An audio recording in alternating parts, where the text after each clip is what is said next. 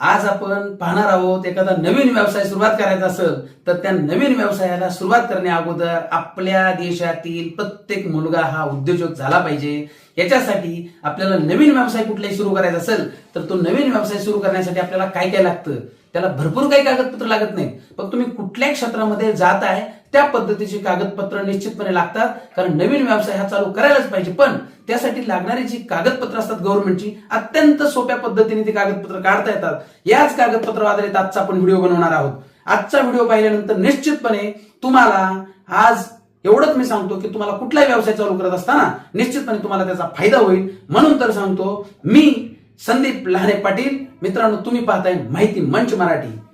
तर आपल्या या माहिती मंच मराठीच्या माध्यमातून मित्रांनो आज आपण पाहणार आहोत की कुठलेही व्यवसाय चालू करत असताना आपल्याला काही कागदपत्र लागतात। ती कागदपत्र कशा प्रकारचे लागतात, कसे कुठं काढायला पाहिजे ती कागदपत्र, किंवा नवीन व्यवसायात सुरुवात केल्यानंतर त्या कागदपत्रामध्ये तुम्हाला कसं पुढे जाता येईल, त्या पद्धतीने आपल्याला आजचा व्हिडिओ सगळा बनवायचा आहे।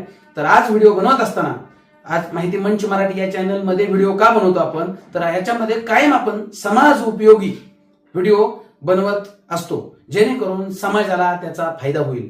तर मित्रांनो, आजच्या व्हिडिओमध्ये आपण काय घेतोय, आता एखादा व्यावसायिक आहे, त्या आपल्याला आजचा व्हिडिओ बनवत असताना आपण 100% निश्चितपणे आजचा व्हिडिओ फक्त आणि फक्त व्यवसाय सुरू करण्याच्या अगोदर किंवा व्यवसाय सुरू करताना सुरुवातीला काय लागतं त्या संदर्भात।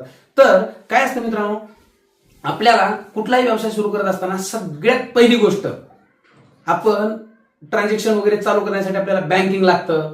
पण बँकिंग करण्यासाठी आपल्याला काय लागतं, तर आपल्याला बँकेत गेले की ते म्हणतात उद्यम आधार द्या, शॉप ऍक्ट द्या, त्याच्यानंतर त्या गोष्टी लागतात। म्हणून काय करायचं, सगळ्यात पहिली गोष्ट ज्यांना नवीन व्यवसाय सुरू करायचा किंवा ज्यांनी केलाय छोटासा व्यवसाय चालू केला पण त्याच्याकडे अजूनही कागदपत्र नाहीत, अशांनी सगळ्यात पहिली गोष्ट शॉप ऍक्ट काढून घ्या।